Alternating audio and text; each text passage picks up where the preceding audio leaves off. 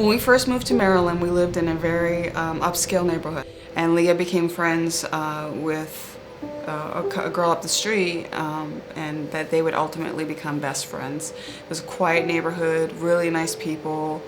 I mean, I felt like we were in a really good place, safe place, and and she was always with her friend Mimi. Always, they were inseparable.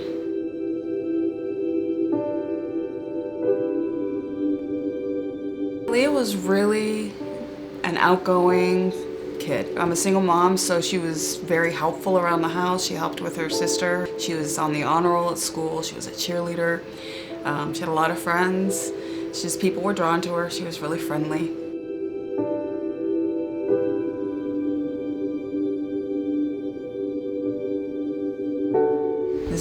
She was 15 here, and as you can see, she has a fire in her eyes. She is just so spunky and so happy. And Leah was at Mimi's house. She was over there, had been over there all day long. And I was texting her. I needed her to come home and help me clean. And I was upset with her. Then she asked if she could spend the night over there, and at this point I was just totally frustrated with her, and I said she could. And I was getting ready. It was around 9 p.m. I was getting ready for bed because I had to get up and go to work the next day. And I got a call from Mimi's mother, and she said that they had busted down the door into Mimi's bedroom, and both the girls were unconscious, and Leah was foaming at the mouth.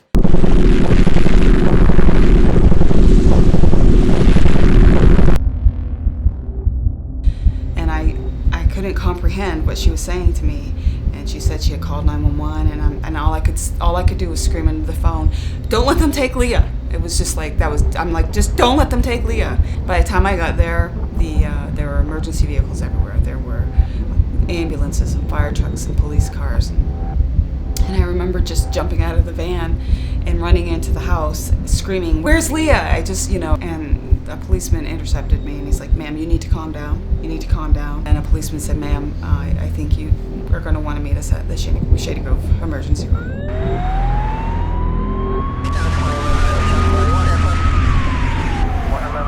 I was just like, at this point I still had no idea what had happened, what was going on, what was wrong with Leah. So I jumped in my car with Mimi's mother, and we drove to Shady Grove emergency room.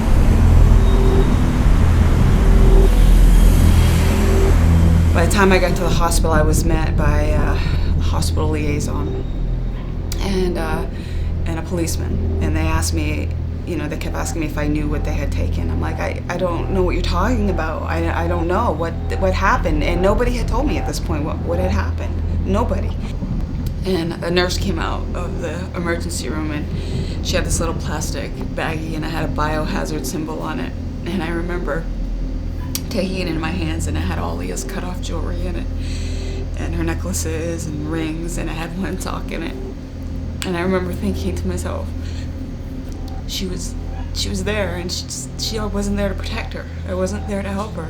She was just one sock. Where was the other sock? What was she doing? I needed to be with her.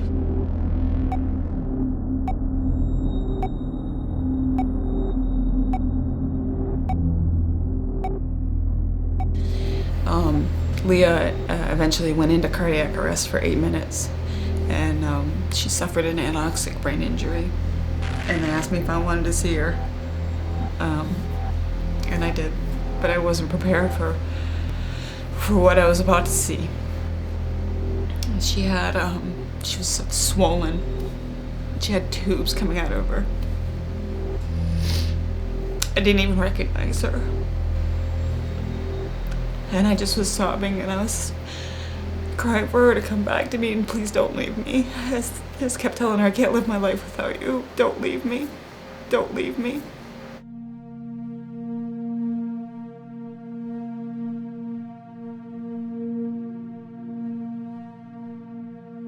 And you can see as she started coming around that she just was kind of lifeless, in her eyes. She was so sad. And she had the feeding tube in her nose. She still wasn't speaking here. She wasn't talking.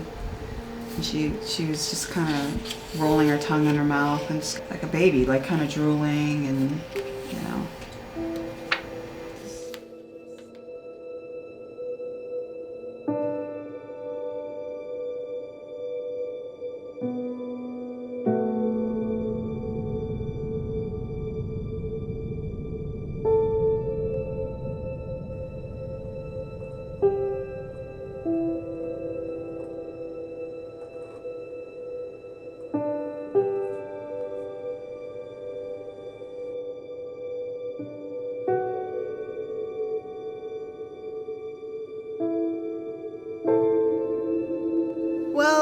I honestly don't really remember much. Shortly before I had my accident, I know my friends told me that I did and said things that I'm like, what are you talking about? Like, that didn't, no. And I really don't know who I was at that time.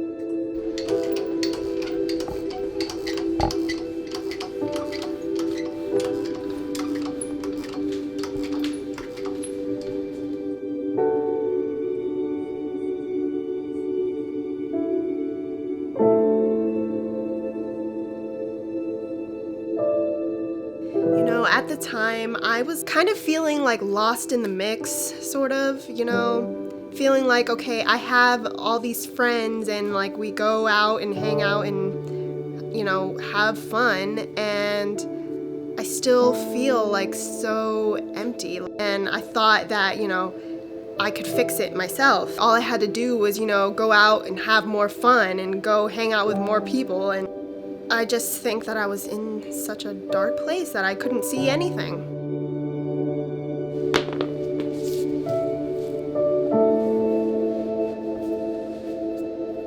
It took me a really long time to get used to that feeling of waking up and not being able to move. I mean, the initial shock of, Leah, you are quadriplegic, you can't do this stuff that you used to do. It took a while for me to like realize that, oh damn, I can't do that stuff anymore.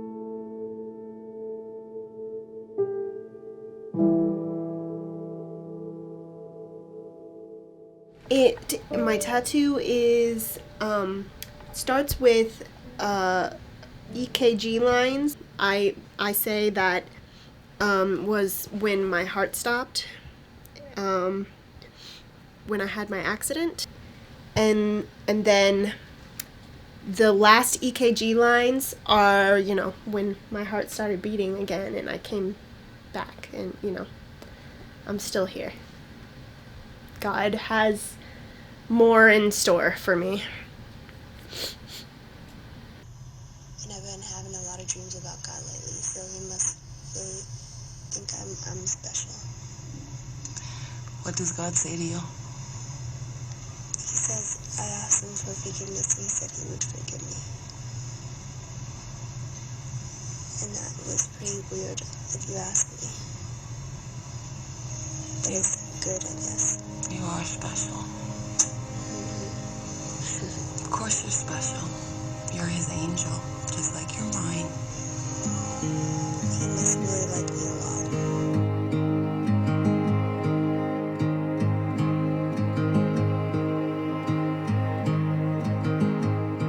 Leah decided that she needed to get out and talk to kids so they wouldn't have to deal with the things that she is dealing with. And she told me when she was in the hospital, she's like, Mom, God spoke to me and told me that I needed to go out and I needed to speak to people about this. And I said, okay, I'll do what I can do and see what I can do to make it happen. God, I'll start on the bright side. Caught a glimpse of the first light.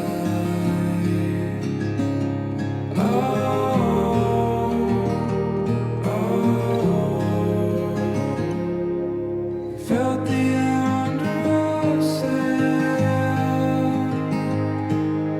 against the wind, try for something else. Well, I know that when I came to, I just knew immediately that I wanted to help other teenagers that were going through the same thing, because I know there are so many of them out there that were just like me, in that state of depression, trying to figure out how to make it better.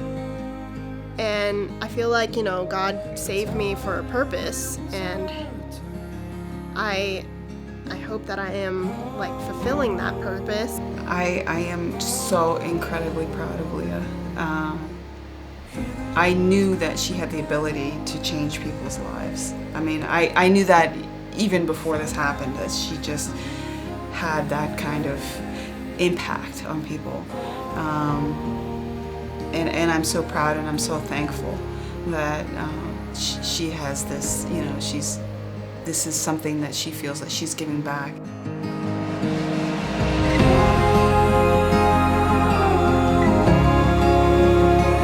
I see the world through different eyes.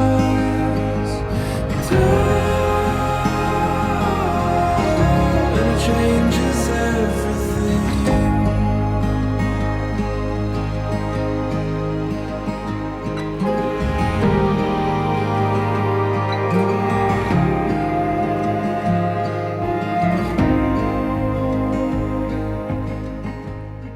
I'm here to tell you that every decision that you make, be it good or bad, affects everyone around you, everybody in your life that loves you, who your friends are, everybody around you. So when your parents are like all up in your business, where you going, who you go with, who's gonna be there, are there gonna be any adults? They're not trying to be a pain in the ass. They really aren't. They just want to protect you because you are the loves of their life. So the next time they ask you where you're going, tell them where you're going. In case you need help, in case you need somebody to go and protect you, that's what your parents are gonna do. I wish Leah would have called me and said, Mom, I need you. Because I would have been there. In a different life. Be free, like, you know, get up, stretch, you know, open your arms wide and realize that not everybody gets to do that. Realize the little things and be grateful for them. Being free of drugs and alcohol and substances and free of depression, you know, anxiety, thoughts of suicide, all of it, being free of all of that. You know, people are there for you and you have to reach out. You have to say something. And, you know, I try to really, really, from the bottom of my heart, tell them it's going to be okay.